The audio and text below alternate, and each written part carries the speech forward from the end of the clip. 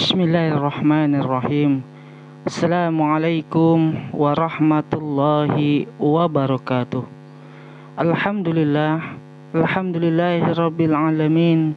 Wassalatu wassalamu ala asyrafil anbiya'i wal mursalin wa ala alihi wa sahbihi ajma'in, amma ba'du.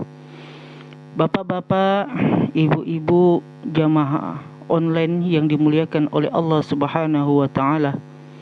Alhamdulillahirabbil alamin, dengan mengucapkan segala puji syukur kepada Allah Tuhan semesta alam, di mana Allah yang Maha Pengasih tak pilih kasih, Allah yang Maha Penyayang tak pandang sayang, di mana sayangnya berbilang-bilang, Allah yang Maha Bijaksana tak pandang tempat dan suasana.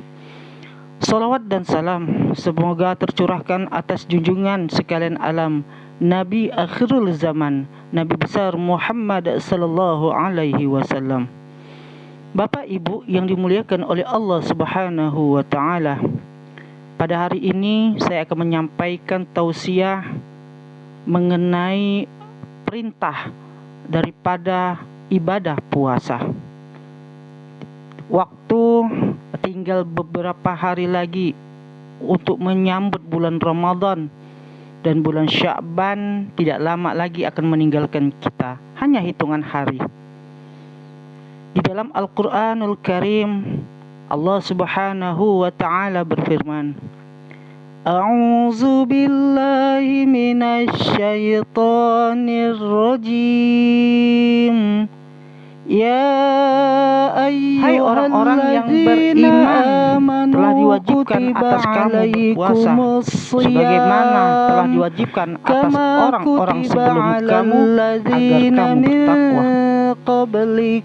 Kalimat kutiba alaikum yang tafsir menurut balaghahnya berasal dari kata kataba yaktubu kitaban.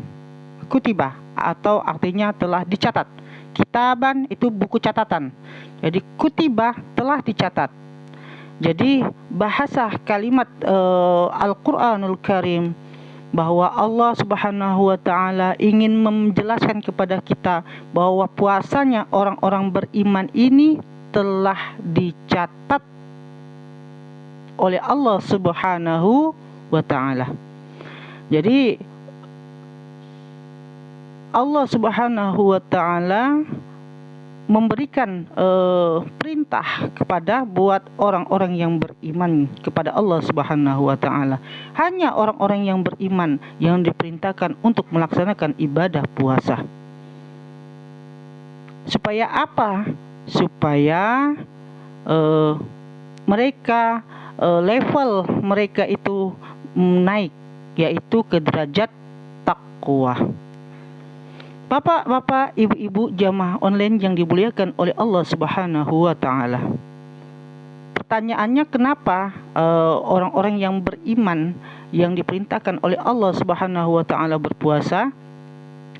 Karena iman itu adalah orang yang di dalam kalbunya itu udah yakin sama Allah.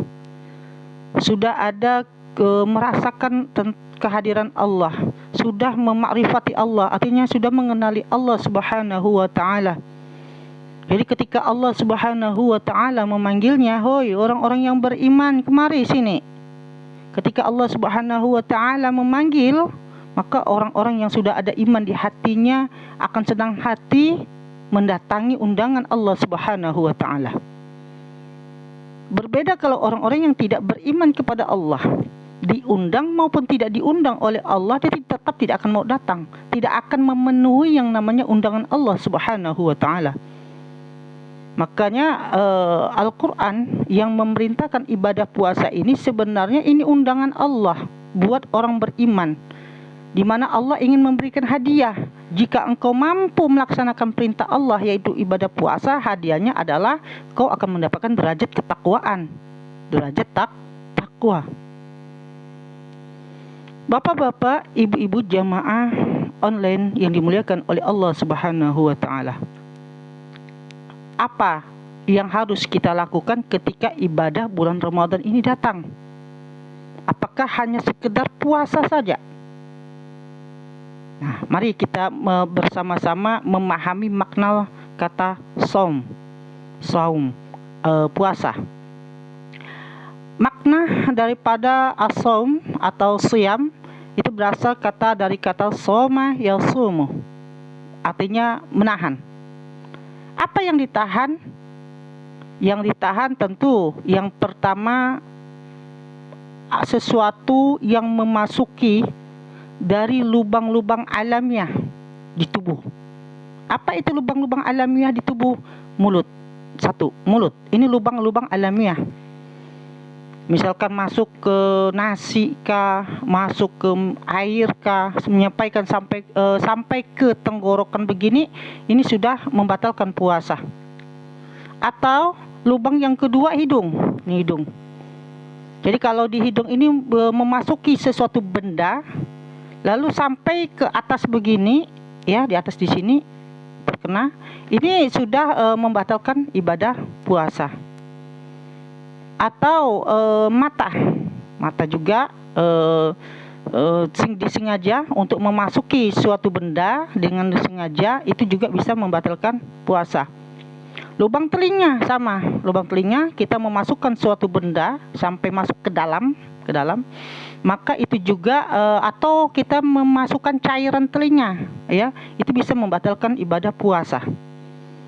Begitu juga daerah lubang-lubang yang ada di bawah, ya, sengaja memasukkan sesuatu benda, ya, untuk ke dalam lubang alamiah yang di bawah juga bisa membatalkan ibadah puasa. Maka kita disuruh menahan untuk memasukkan sesuatu ke dalam lubang yang bersifat alamiah yang ada di dalam tubuh. Nah, yang kedua, arti kata puasa juga menahan. Menahan tidak hanya anggota tubuh yang sifatnya terlihat, tapi juga menahan dalam berbentuk yang tidak terlihat seperti rasa, yaitu mempunyai sebuah keinginan. Keinginan apa itu? Nafsu menginginkan memandang aurat, ya, memandang aurat wanita, sesuatu yang diharamkan oleh Allah Subhanahu wa taala. Terus ingin mempunyai nafsu, ingin berhubungan dengan suami istri di siang hari, atau mempunyai sebuah nafsu, pingin nafsu yang buruk, misalnya nafsu ingin mencuri, nafsu ingin membunuh, nafsu ingin menipu, nafsu ingin korupsi istilahnya. Maka di situ Allah Subhanahu wa taala disuruh kita ini orang-orang beriman itu untuk ditahan, jangan melakukan perbuatan-perbuatan baik sesuatu yang dihalalkan oleh Allah dan yang diharamkan oleh Allah. Yang dihalalkan juga disuruh menahan, jangan sampai kita melakukan sesuatu yang bisa membatalkan ibadah puasa kita. Ya, makan nasi itu kan halal, ya kan? Tapi kalau di siang hari bisa menjadi batal puasa kita, biar dia halal. Apalagi sesuatu yang haram yang ingin kita masukkan ke dalam tubuh kita.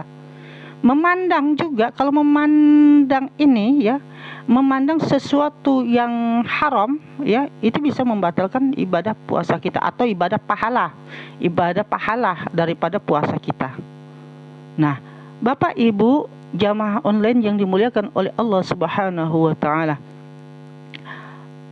selain itu juga kita diperintahkan oleh Allah Subhanahu wa taala menahan seluruh anggota tubuh kita ini untuk tidak melakukan sesuatu yang diharamkan oleh Allah, seperti mata memandang sesuatu yang haram, telinga mendengarkan perkataan-perkataan yang haram, mulut menahan mulut dari ucapan-ucapan yang diharamkan oleh Allah, menahan tangan jangan sampai memegang sesuatu yang diharamkan oleh Allah, menahan kaki jangan sampai melangkahkan ke tempat yang diharamkan oleh Allah, dan menahan kemaluan jangan sampai digunakan kepada sesuatu yang diharamkan oleh Allah Subhanahu wa taala. Dan yang terpenting, wahai Bapak Ibu jamaah online yang dimuliakan oleh Allah, ada sesuatu yang terpenting adalah di bulan Ramadan ini kita diperintahkan untuk memperkuat ibadah kita kepada Allah Subhanahu wa taala, melaksanakan ibadah Kenapa? Karena di bulan Ramadan ini bulan yang diberikan oleh Allah itu berlipat-lipat ganda pahala dibandingkan di luar bulan Ramadan. Jadi kalau kita melaksanakan ibadah solat, ibadah zakat, ibadah sedekah, atau melaksanakan ibadah zikir, atau membaca Al-Quran, maka pahalanya itu di bulan Ramadan itu lebih besar dibandingkan di luar bulan Ramadan.